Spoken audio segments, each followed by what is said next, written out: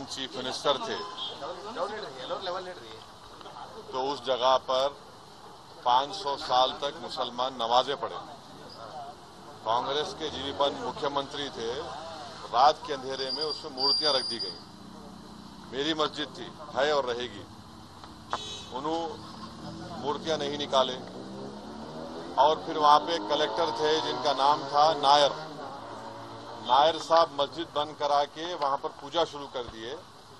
और 1950s में नायर साहब जनसंघ के पहले member of parliament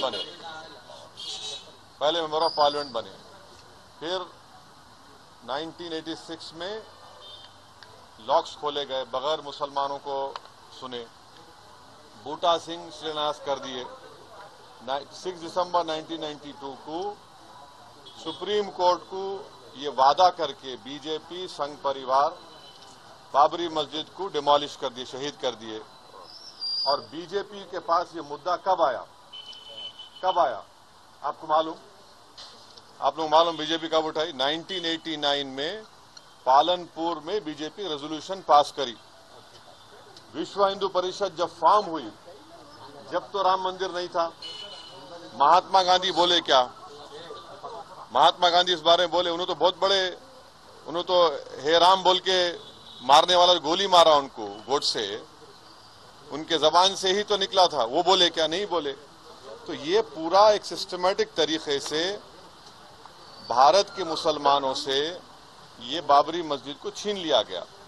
supreme court का यकीनन फैसला है। सुप्रीम कोर्ट हमारे मुल्क की आखिरी एपेक्स कोर्ट है।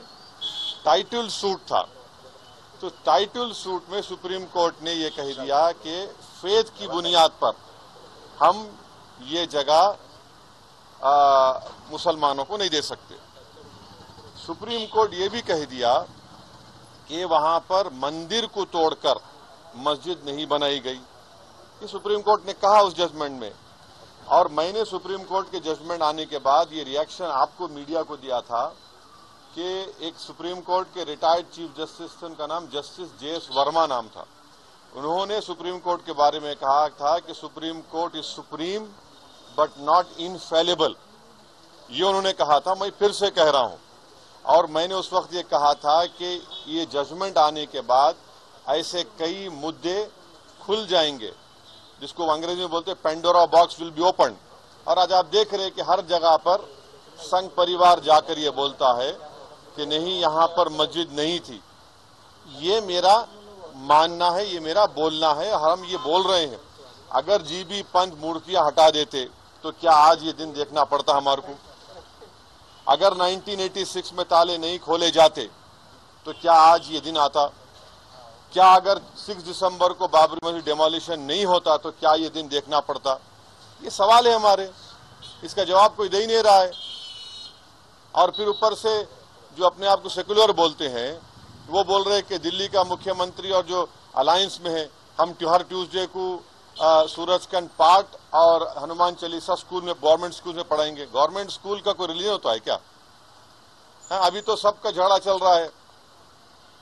क्या झगड़ा है ये? झगड़ा क्या है? अगर मोदी नहीं रहते तो हम भी चले जाते।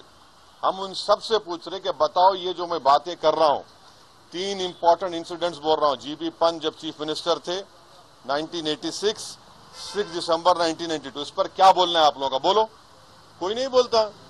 इसलिए नहीं बोलता क्योंकि सबको मेजॉरिटी कम्युनिटी के वोट्स को हासिल करने का झगड़ा है। और नरेंद्र मोदी ये काम करके मेजॉरिटी वोट्स को कंसोलिडेट करना चाहते हैं। और इससे एक पैगाम दे रहे हैं भारत के मुसलमानों के कि आपका भारत की पॉलिटिक्स में आपका क्या मुकाम है, आपकी प्लेस क्या है, ये बताया जा रहा है।